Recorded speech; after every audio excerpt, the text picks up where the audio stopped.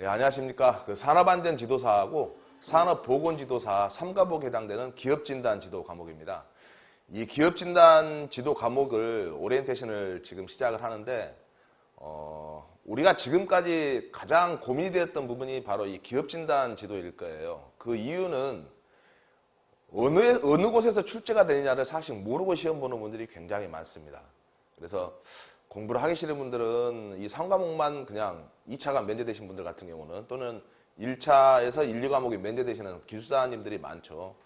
그런 부분들 같은 경우는 오히려 3과목만 공부해서 쉽게 가자라고 공부를 하실 수가 있는데 문제는 어디에서 출제되는지를 아직까지도 우리가 잘 어렵다라는 거죠. 그래서 그 근거가 어디고 출제 영역이 어딘 줄은 뭐 아는데 거기에 맞춰있는 수험서가 없다 보니까 지금까지 공부하기가 굉장히 난해하고 어려웠던 부분입니다.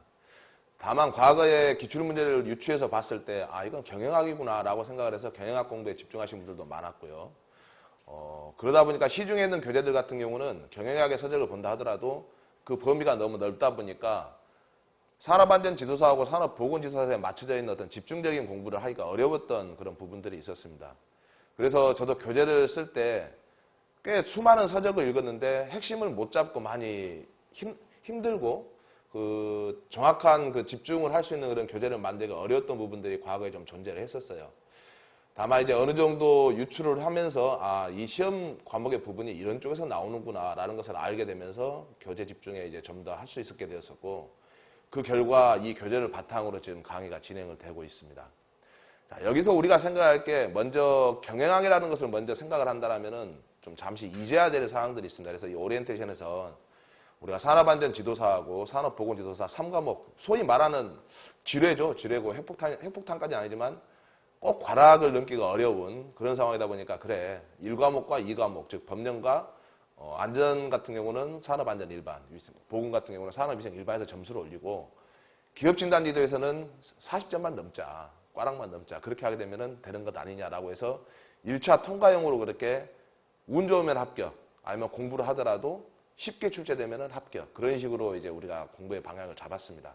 그러나 이제 그런 것들은 좀 정식이 돼야 되겠죠. 왜냐하면은, 그게 올바른 공부는 당연히 아니니까요. 그래서 일단 이 내용을 보시게 되면은, 여기에 보게 되면은 지금 경영학이 있고 산업심리학이라는 이름이 있는데, 이 내용은 우리가 산업안전지도하고 산업보건지도사에서 한국산업인력공단에 나와 있는 출제 영역에 포함되어 있는 그 내용으로 그대로 발췌를 한 겁니다. 그렇다면은 경영학에서는 출제가 인적자원관리와 조직관리 그리고 생산관리를 출제를 하겠다. 그리고 산업심리학에서는 이런 것들을 출제하겠다라고 이야기를 했는데 가만히 보게 되면은 밑에서부터 보자고요. 경영학 부분에서 생산관리에 대한 것과 생산 시스템 그리고 생산관리에 대한 것 이 5, 6번, 7번 같은 경우는 경영학에 굉장히 집중되어 있는 내용이 맞습니다. 그래서 우리가 공부를 하게 되면 경영학에 관련된 공부를 하게 되면 이 부분을 많이 공부를 하죠. 물론 노사관계관리도 들어갑니다. 이 내용도 조금씩은 들어가는데 이쪽에서 문제가 많이 출제가 되면 쉬운 문제라고 우리는 생각을 합니다. 왜? 내가 경영학 쪽에 집중해서 공부를 했었으니까.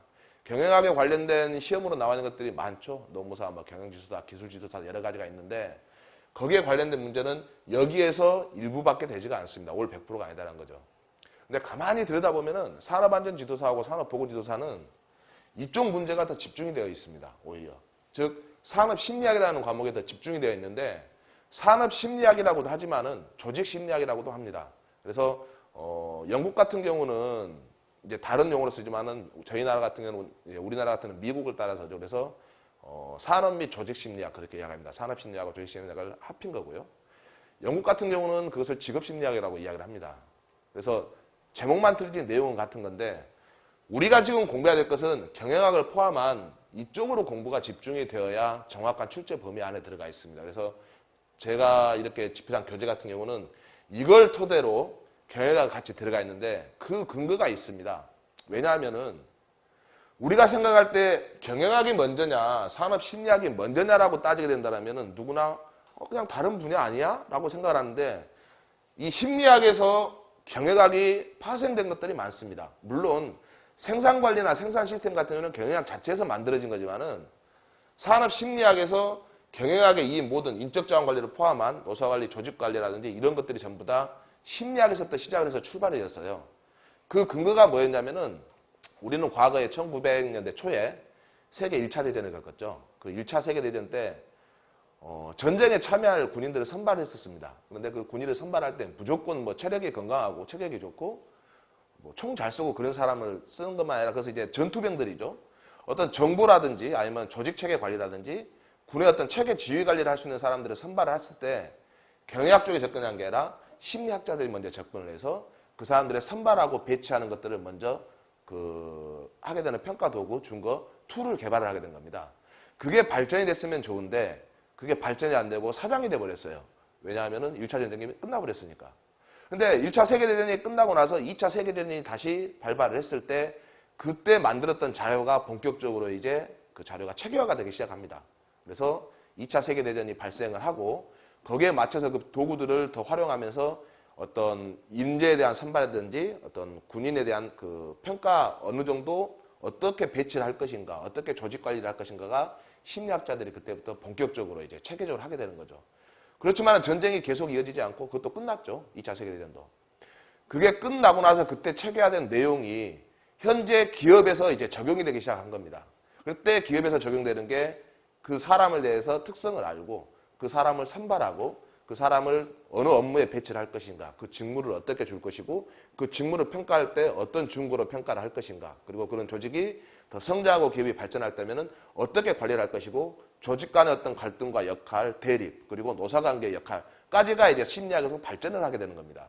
그러다 보니까 이때부터 시작했던 내용이 경영학으로 접목이 됐었고 경영학에 접목된 내용이 우리가 알기로는 경영학에서만 나오는 거라고 생각을 하다 보니까 시험을 막상 봤을 때 이 부분에만 우리가 집중해서 공부를 하게 됐다는 거죠. 그래서 실제 문제를 봐보게 되면은 이 부분을 통해서 이쪽으로 갔었는데 우리는 결과에 나온 경영학의 일부분만 지금까지 시험을 보고 왔었다는 겁니다. 만약에 경영학만 나온다 한다면은 재무제표를 보는 것도 나와야 될 거예요. 당연히. 그리고 마케팅의 부분도 굉장히 집중적으로 나와야 될 것이고. 근데 그런 것들은 거의 출제 비중이 거의 없습니다. 이유는 뭐냐면은 산업안전지도사하고 산업보건지도사가 이쪽에 대한 것들이 더 집중이 되어 있는 거죠. 그런데 왜 귀찮게 산업안전지도사하고 산업보건지도사에 이렇게 기업진단지도라는 이름으로 힘겹게 심리학이라는 내용에 그 과목들이 들어가느냐라고 생각을 했을 때 안전과 보건이라는 과목이 심리하고 굉장히 가깝습니다.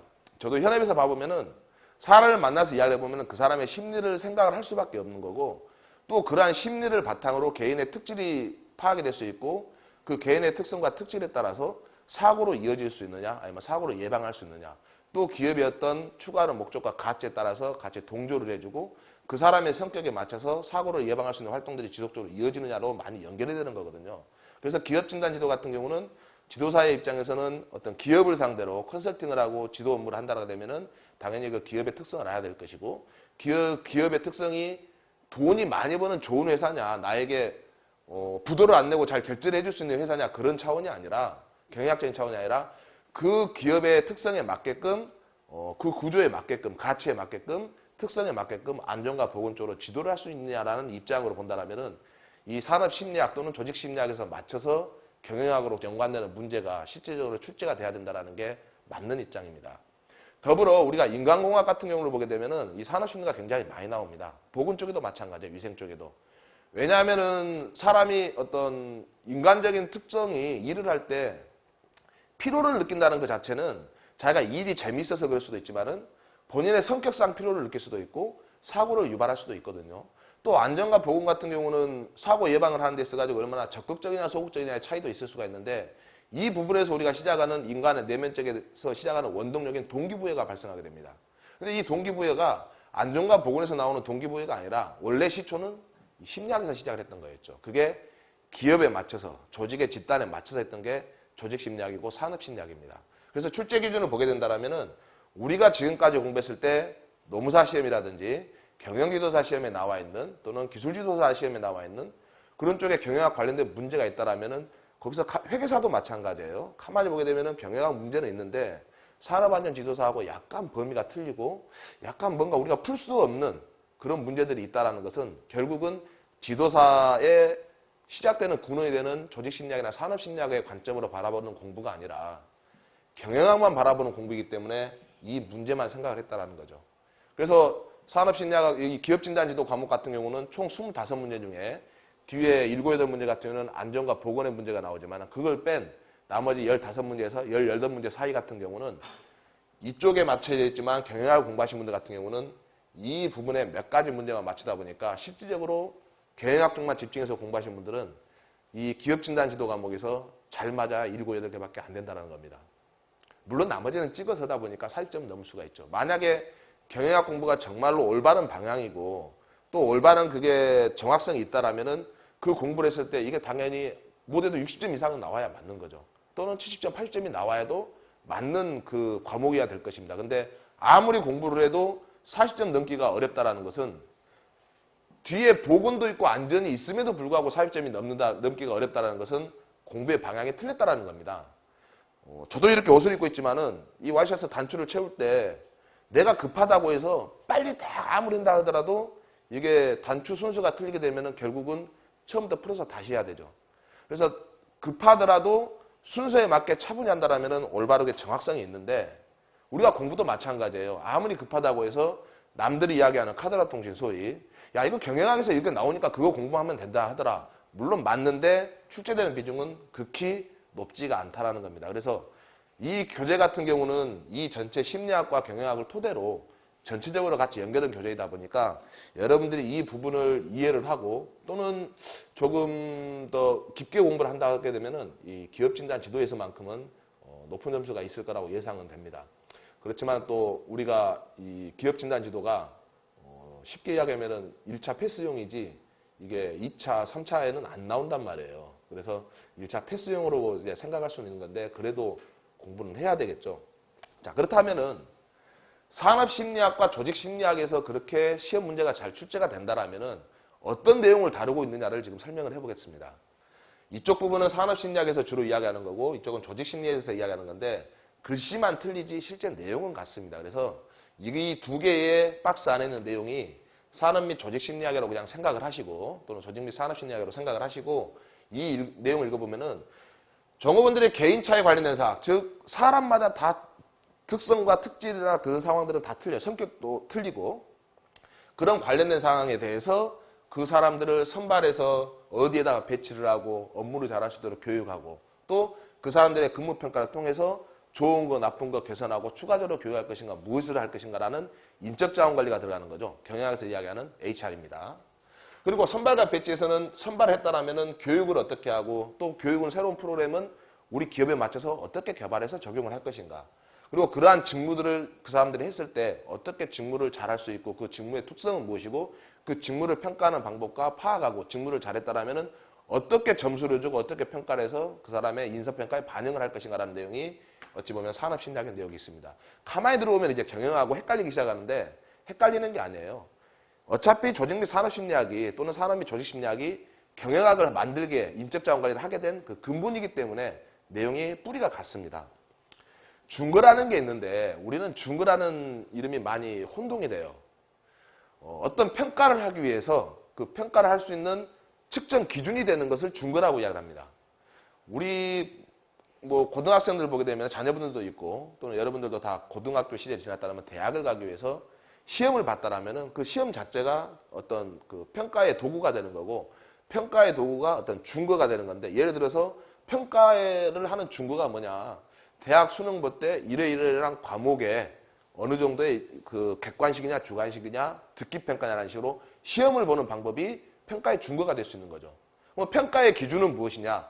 그 시험을 봤을 때 몇 점 이상이 되게 되면은 합격, 몇 점 미만이면은 불합격해서 점수를 이야기한다라면은 그게 수치화된 기준이 되는 것이죠. 그래서 준거라는 것은 그런 도구라든지 방법이라든지 평가를 하게 되는 어떤 기준이 되는 그런 것들을 다 포함하고 있는 좀 약간 기준보다는 폭이 넓은 그런 우리가 그걸로 생각할 수 있는데 쉽게 말하면 그냥 평가를 하는 기준이구나라는 걸로 이해를 하셔도 충분합니다.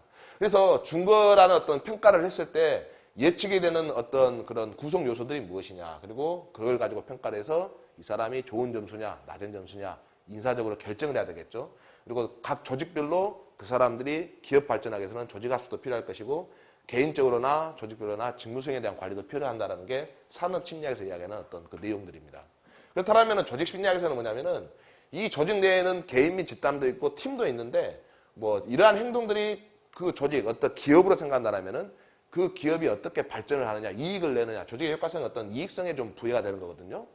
거기에 미치는 영향들이 무엇이고, 그러한 조직 효과성이 어떤 우리가 일을 할 때 직업이나 작업에 대해서 생활에 어떤 변화가 이루어질 수 있는지, 개인적으로 만족도가 높아지는 건지, 거기서 동기부여가 더 될 수가 있는 것들인지도 같이 다루고 있고요. 조직에 대해서 이제 팀과 팀워크인데, 여기서 이야기하는 집단에서 보게 되면은 집단과 팀은 약간 다른 의미로 우리가 이 심리학에서는 공부를 하셔야 됩니다. 집단은 그냥 사람들이 모여 있는 거죠. 개모임도 그렇고 동호회도 집단이에요. 사람이 모여 있으면 집단이지만은 팀은 같은 집단이다 하더라도 어떤 업무적으로 특성을 가지고 그 목표를 이루기 위해서 목표가 뚜렷한 집단을 팀이라고 우리는 그렇게 규정을 하고 있습니다. 그래서 어떤 일을 하기 위해서는 팀이 형성되고 그러한 집단이 형성된다면은 그 목표를 달성하기 위해서 좋은 일만 있는 게 아니라 사람 간의 갈등도 있고 그 역할에 대한 어떤 그 서로 조정이 필요할 수도 있는 것도 있겠죠. 그런 것들도 조직의 어떤 효과성에 당연히 영향이 있을 수가 있으니까 이런 것들도 같은 범위에 들어갈 수가 있는 것이고, 이런 직장에서 심리적 건강이라든지 작업동이라든지 리더십도 왜 집단과 팀이 있다라면은 그 사람들이 다수지만은 그 사람들의 효과성을 올리기 위해서는 당연히 어떤 리더가 존재를 해야 되겠죠. 그래서 산업심리학이나 경영학 같은 것을 정확히 구분하자면은 경영학은 외부적으로 보여주는 생산이라든지 품질, 재고관리, 마케팅은 다 경영으로 볼 수가 있지만은 이 근본이 되는 인적자원관리는 심리적인 바탕에서 시작을 해서 그 사람의 내면적인 개인의 특질부터 시작을 해서 결국은 기업의 효과성을 높이는 것까지 다 이루어지고 있는 부분입니다. 큰 폭으로 본다라면은 이것을 좀 더 쉽게 설명하자면 이 내용입니다. 지금까지 했던 내용은. 즉 여기서부터 시작을 하는 거죠. 사람이 다 똑같지는 않죠. 남자, 여자, 문화적인 차이도 있고 또 종교적인 차이도 있고 또 그 사람의 가치관도 틀릴 수 있고 성격도 뭐 개파가는 사람이 있을 수 있고 온순한 사람도 있을 수 있고 적극적이고 내향적이고 남 핑계 잘 대고 능동적이고 피동적이고 수동적인 사람들이 굉장히 많은데, 이러한 인간의 특성을 통한 개인을 기업에서 효과적으로 잘 좋은 사람을 자기들 기업에 원하는 사람을 뽑기 위해서는 어떤 선발 제도가 있어야 되겠죠. 어떻게 채용을 하고 그 사람을 할 것인가. 물론 선발할 때 평가 방법도 많이 있을 것이고 어떤 그 평가의 어떤 기준이 되는 것도 있을 수가 있을 것이고, 평가를 할 때 이 사람이 좋은 사람을 뽑았는데 나의 착각과 오류에 있어서 잘못된 사람을 뽑을 수도 있을 것이고, 또 내가 잘못된 판단에 따르면 그런 평가 오류가 무엇인가라는 것들도 같이 담고 있는 거죠. 그래서 이러한 개인을 뽑았을 때 이 사람이 과연 집단, 즉 조직 팀에 어떤 역할을 할 수 있는 사람인가를 본다면은 그 사람 개인 자체는 동기부여가 있어야 될 것이고, 약간 교육적으로 부족한다면은 기업 차원에서 조직 차원에서 교육도 필요하다 보니까 교육심리학, 즉 학습심리도 같이 들어가게 되는 거죠. 그리고 그 사람에 대해서 교육의 효과라든지 업무 수행 능력에 대한 것들이 평가가 이루어졌을 때 평가가 잘 된다라면은 그 사람은 뭐 우리가 필요한 인재니까 계속 사용하는 건데, 그렇다면 평가가 정확히 이루어질 수가 있느냐라는 신뢰성과 타당성에 통하는 어떤 예측 배인까지 같이 설명이 되는 게 심리학과 경영학에서 들어가는 인적자원 관리에 같이 들어가는 것들입니다. 그리고 그 사람들에게 올바른 장소에 배치를 해야. 예를 들어서 나는 사무직에 정말 잘하는데 갑자기 다른 사무직하고 상관없이 현장에서 일을 하려면 기업의 효율은 확 줄어들 수 있겠죠. 또는 어떤 사람 같은 경우는 자기가 손재주가 좋아서 현장에 있어서 기계를 만드는 걸 너무 좋아해요. 근데 그 사람은 사무직에 놔두면 가만히 앉아있는 것을 못하는 성격이에요. 그 사람의 특질을 파악해서 기업의 어떤 효과성을 높이기 위한 적정한 곳에 그 사람이 원하는 곳에 배치를 할 수 있다라면은 기업은 결국은 발전할 수 있는 그런 탄력성이 굉장히 높을 수가 있는 거죠. 또 그 사람들이 어떤 직무에 따라서 직무에 따른 어떤 특성에 따라서 어떤 조직이냐도 우리가 구분해야 될 것이고, 또 그 사람의 결국 이러한 평가를 통해서 인사평가는 근본적인 이유는 기업의 발전이지만 결국은 공정한 임금을 지급한 것이고, 그 임금에 대해서 어떤 적절성이 부여됐을 때 조직 구성원들이 더 동기부여가 되고 자기 일에 만족하면서 일과 생활에 워라밸이죠. 큐라밸도 될 수가 있고 그 내용들을 같이 수행할 수 있다는 거죠. 그 조직 발전을 위한, 즉 집단 발전을 위한 개인에서 집단으로 넘어가는 그런 과정. 그리고 집단이 어떤 조직, 그 기업이라고 생각한다면은 이 집단에 생각해야 되는 것은 집단이 생각하는 뭐 의식적인 사고, 집단 행동하는 집단 행동.